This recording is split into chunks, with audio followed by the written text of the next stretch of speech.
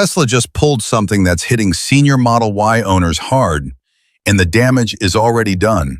Your 2026 sticker might be hiding 20 months of actual age difference from the next 2026 on the lot. Early 2025 deliveries and late 2026 builds both wear the same label, but when you sell, the market sees them as identical twins. How does this crush your resale value? Depreciation that normally drops $1,500 to $2,500 per year just became unpredictable across a nearly 2-year span. Seniors who bought early could lose thousands more than late buyers. Same sticker, different loss. Is your 2026 already older than it looks?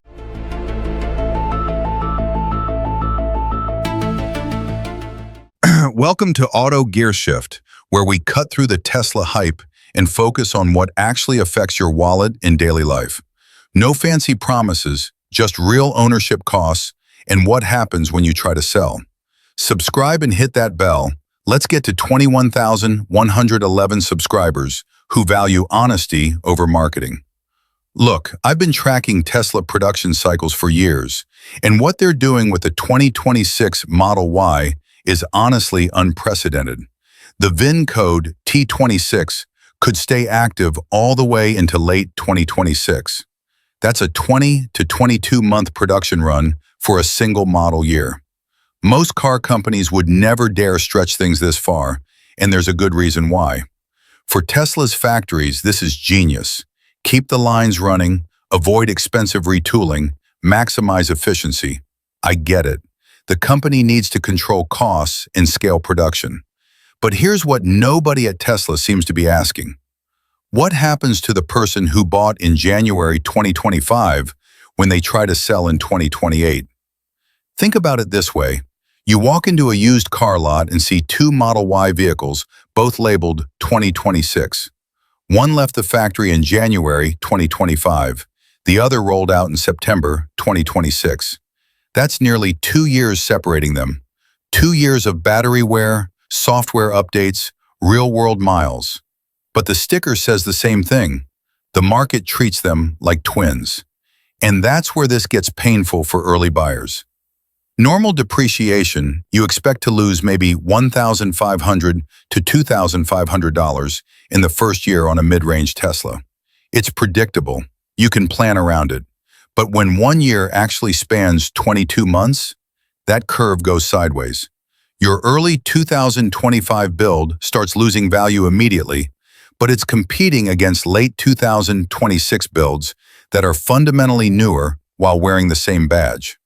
The buyer can't tell the difference, so they won't pay for it.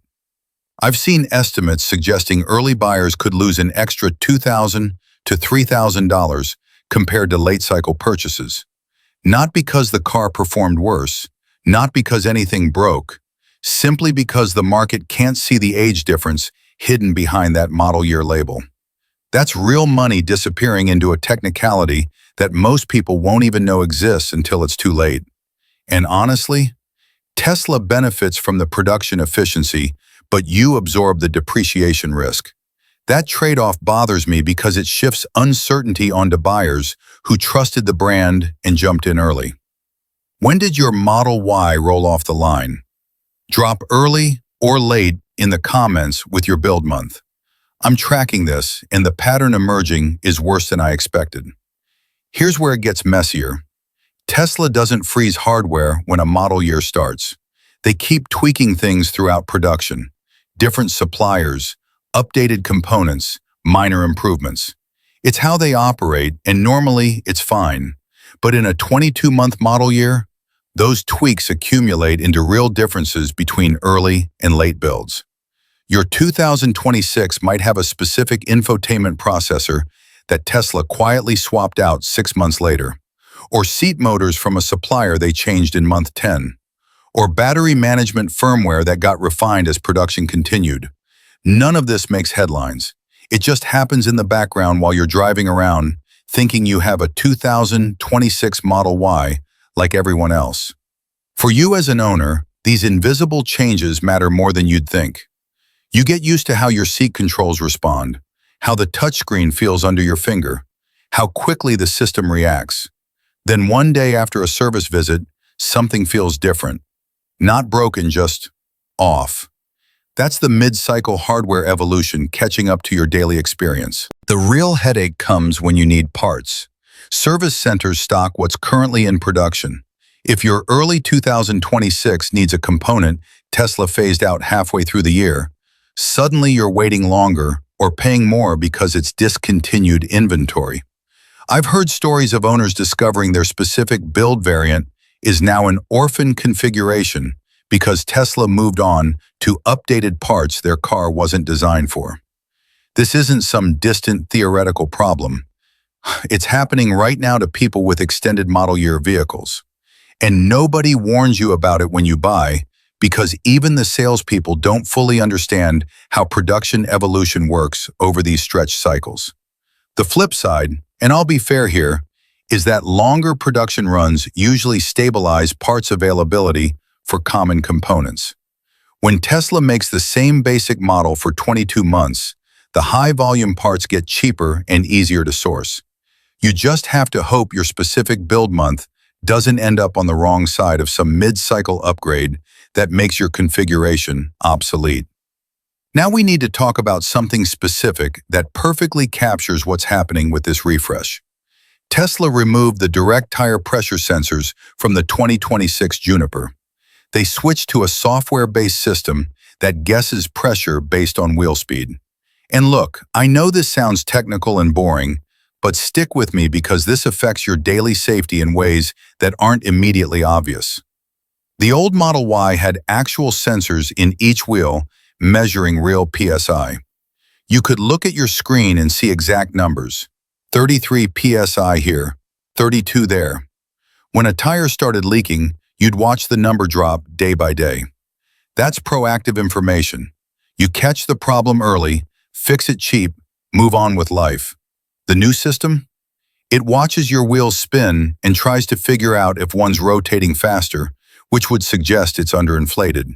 But you don't get PSI numbers anymore. You get a warning light when the car thinks maybe something's wrong. Maybe. Here's the problem. Slow leaks don't trigger this system until the pressure difference is significant enough to change wheel rotation speed noticeably. That could take days or weeks. Your old sensors would have alerted you at 2 to 3 PSI down. This new system might not notice until you're 5 to 7 PSI low. For a senior driver who's built safety habits around checking exact pressure regularly, this is a fundamental shift from "I'm monitoring" to "I'm waiting to be told there's a problem." Now, I need to be honest about Tesla's side of this. Those direct sensors, they fail. The batteries inside them die after 5 to 7 years. When that happens, you're paying $75 to $120 per sensor to replace them. 4 wheels means $300 to $480 every handful of years just to keep basic tire monitoring working. Over 15 years of ownership, you could drop nearly $1,000 on TPMS maintenance alone. By going software only, Tesla eliminated that entire cost. No sensors to fail, no batteries to die, no replacement bills. For someone on a fixed retirement income trying to avoid surprise expenses, that's genuinely valuable. The question is whether losing precise PSI data is worth saving that maintenance money. And honestly, I think this comes down to individual priorities. Some owners will gladly trade precision for simplicity and cost savings. Others will hate losing that granular control and detailed feedback. Neither position is wrong, they're just different approaches to the same trade-off. But here's what concerns me. Tesla's making this choice for everyone without offering an option. They've decided that most people prefer lower maintenance over detailed monitoring, and they're probably right statistically. But that most people average doesn't help the individual owner who valued that precision and now has to adapt their entire approach to vehicle monitoring. What matters to you more? Precise PSI numbers with eventual sensor replacement costs, or generic warnings with zero hardware maintenance? Drop your honest answer below. No judgment either way, But I'm curious where senior owners actually land on this, because it tells us a lot about what people really need versus what companies assume they need. All of this loops back to one question. What's your car worth when you sell it? Because that's where theory becomes reality, and reality can get expensive fast. You're selling in 2028. Buyers are comparing 2026 Model Ys. Some have direct tire sensors, some don't. Some were built in early 2025, others in late 2026. Most buyers don't know these differences exist. They're looking at mileage, paint condition, and price. All the invisible stuff that actually determines ownership experience, hidden under that model year label. This creates a messy market where prices could swing unpredictably based on buyer knowledge. Someone coming from an older Tesla expecting direct tire monitoring might feel disappointed and offer less. Someone who understands the maintenance savings might value it higher. The market hasn't figured this out yet, and it won't stabilize for another 2 or 3 years. That uncertainty puts senior owners in an uncomfortable position. You can't rely on predictable depreciation curves anymore. You need documentation, detailed records, and a clear strategy for presenting your specific vehicle's configuration to potential buyers. You're not just selling a 2026 Model Y, you're selling your particular build variant with its specific history and characteristics. Personally, I think we're in a transition period where information matters more than usual. The owners who stay informed, track market trends, and understand what buyers value will do significantly better than those who assume all 2026 vehicles are equivalent. That information gap could easily mean a $2,000 to $3,000 difference in final sale price.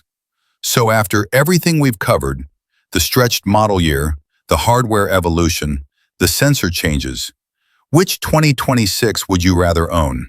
Early production with more proven road time but potentially orphaned hardware?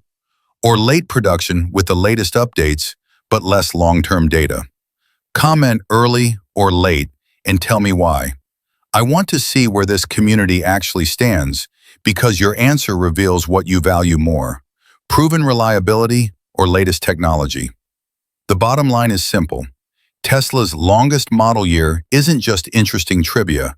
It's changing the game for senior owners who need predictable costs and transparent resale values. Understanding this now, before the used market fully adjusts, gives you a real advantage that could save thousands when you eventually sell. Not hype, just information working in your favor instead of against it. So here's the bottom line. That 2026 label isn't just hiding nearly 2 years of production. It's costing early buyers $2,000 to $3,000 in resale value because the market can't tell the difference. The TPMS sensor removal saves you maintenance money but takes away precise monitoring. Tesla's trading hardware complexity for software simplicity, and senior owners need to understand what that means for daily driving and eventual resale. This isn't speculation. It's what's already happening to 2026 Model Y owners right now. The stretched model year creates depreciation uncertainty. The hardware changes create maintenance trade-offs, and the market hasn't figured out how to price these invisible differences yet. The owners who understand this now will save thousands when they sell. But this is just the beginning. Tesla's applying these production strategies across the entire lineup. The Model 2 will likely follow the same pattern. The gap between informed and uninformed owners is about to get wider. This is Tesla Zone, where we analyze the ownership realities that marketing won't tell you. If this breakdown helped you understand what's really happening with your 2026 Model Y, hit that like button and subscribe to Tesla Zone so you're ready for what comes next. Turn on notifications. You don't want to miss our deep dives into Tesla's next moves. Which matters more to you? Predictable maintenance costs or precise vehicle monitoring? Drop your answer in the comments. I read every single one.